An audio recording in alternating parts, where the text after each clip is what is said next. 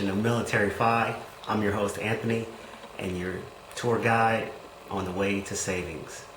If you're a new subscriber, thank you for subscribing. If you're an old subscriber, thank you for tuning in again. So just like in last episode, I said we're going to talk about basic savings techniques. So do you guys remember the SCORE acronym? Hopefully you do. So savings can be an easy thing if you are motivated and if you want to accomplish a goal. But today we're going to talk about some savings techniques that can get you to your goals, while also I'm going to educate you on the reason why you don't want to hold cash in your pocket too long. So before we get into it, go ahead and smash that thumbs up and possibly just go ahead and subscribe and share the wealth and share this channel with your friends, family, and others that you think can use savings techniques. So like I said, we're going to talk about savings techniques today. One good technique that you can use is use cash for all purchases and don't use your debit card or your credit card. So you may wonder, why use cash? Debit cards are so easy and they're so accessible. The reason why you want to use cash is because you truly understand exactly what you're spending your money on, and it also teaches you discipline, and it instills into you exactly what you're purchasing, how much you're really spending, and you can't just swipe. Because when you just swipe, you don't really feel the pain of that cash coming out of your hand to the teller, to the person that you're giving the cash to. You don't feel that pain. So it's oblivious in your mind. You don't even think about, oh, I'm just swiping. So use cash for all purchases. Don't use your credit cards. Go ahead, and if you want to start saving, one place that you can start is with your bank statement. I recommend printing out at least 2 to 3 months worth of bank statements, but if that's too encumbersome for you, go ahead and print out the last month and then sit down and go over it with your friends, your family, or whoever helps you to make those decisions, and actually itemize where you're spending your expenses at.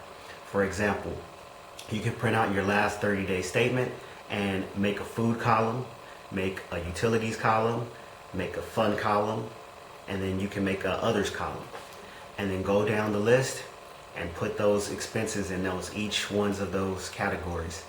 It will really help you have an idea of where you're spending majority of your money on, and then it can help you understand where you can begin to save and cut back costs on. Maybe you have a Starbucks addiction and you don't know it, or maybe you find a subscription to something that you don't even use anymore, but it's still coming out of your bank account. So I recommend that. Or if you're a little bit more detail oriented, begin to save your receipts. So when you are using those cash purchases, go ahead, save the receipts, put them in an envelope, and then at the end of the month, bust out those receipts and begin to categorize each individual receipt and see where you spend the most money at. So you may ask, hey, why did you say don't save cash? Using cash is bad, or using all cash. The reason why I say that you want to use cash for everything and you don't want to save too much cash is because of inflation. So inflation is a little built-in hidden cost that a lot of people don't understand. So this, in simplistic techniques or terms, the more money you have, the less it counts for later on.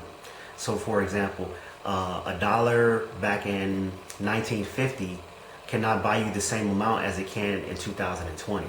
So if you save $10,000 today, that $10,000 that you have in your bank account is not going to be able to buy you the same amount of goods and services as it could in 2021. So I'm not saying not to save any money. What I'm saying is don't save too much money. You want to build up enough money where you have an emergency fund, maybe 1 month, 2 months, 3 months, whatever makes you feel comfortable, where you can sit and sleep well at night. So an emergency fund for you could be 2-3 months worth of expenses. I don't know how much that's going to cost. Everybody has different thresholds of comfort. So you may feel like 1 or 2 months is good for you.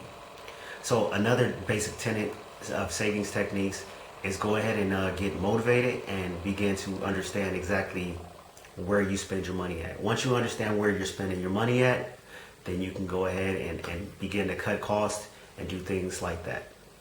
So I try and keep these short and straight to the point. So if you'd like the information I'm giving you, or if you want to hear something that you would like for me to cover, go ahead and comment in that box below.